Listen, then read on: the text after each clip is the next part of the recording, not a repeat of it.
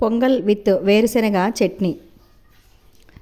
దానికోసము ముందు కడాయి తీసుకొని అందులో ఒక చిన్న గ్లాస్ పెసరపప్పు వేసి ఆ గ్లాస్తోనే 2 గ్లాసులు బియ్యం వేసి 1 నిమిషం పాటు దోరగా వేపుకోవాలి.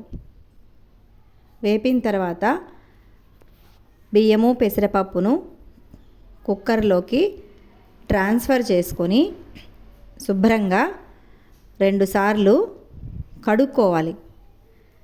కడిగిన తర్వాత తగినన్ని నీళ్లు పోసి 4 వేళ్ళు మునిగే వరకు నీళ్లు పోస్తే సరిపోతుంది. నీళ్లు పోసి ఒక చిటికెడు పసుపు, తగినంత ఉప్పు వేసి కుక్కర్ మూత పెట్టి 2 or 3 విజిల్స్ రానిస్తే సరిపోతుంది. ఈ లోపల మళ్ళీ కడాయి పెట్టి అందులో 1 కప్పు వేరుశనగ గుండ్లేసి దోరగా వేపాలి.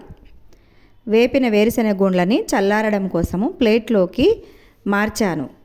కడాయి పెట్టి అందులో 1 కప్పు నీరు పోసి 6-7 పచ్చిమిర్చి ఆ నీళ్ళల్లో వేసి 1 ఇంచు చింతపండు కూడా వేశాను.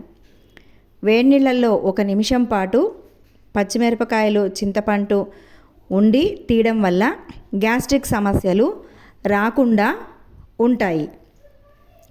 చల్లారిన తర్వాత పచ్చిమిర్చిని చింతపండును వేరుశనగ గుళ్ళలోకి ట్రాన్స్ఫర్ చేసి తగినంత ఉప్పు వేసి మిక్సీ వేసుకొని చట్నీ పట్టాలి. అందులో ఒక చిటికెడు ఒక చిన్న బెల్లం ముక్క కూడా వేయాలి. చింతపండుకి ఎప్పుడూ కూడా బెల్లము విరుగుడు. తయారైన చట్నీలో ఇప్పుడు నేను పోపు వేశాను. ఆవాలు, జీలకర్ర, కొంచెం ఉద్దిపప్పు, ఎండుమిరపకాయలు అండ్ కరివేపాకు, ఇంగువ వేసి పోపు పెట్టి ఆ పోపును చట్నీలోకి ట్రాన్స్ఫర్ చేశాను. ఇప్పుడు మరో కడాయి పెట్టి అందులో 1 స్పూన్ నెయ్యి వేసి జీలకర్ర వేసి కాస్త ఇంగు వేసి పొంగల్ గురించి పోపు పెట్టాను. ఇప్పుడు వేసిన పేస్టు గుప్పెడు కరివేపాకు మరియు 1 స్పూను మిరియాలు మిక్సీ పట్టి ఆ పేస్టుని ఆ నేతిలో వేయించాను. ఇక్కడ రహస్యము అదే.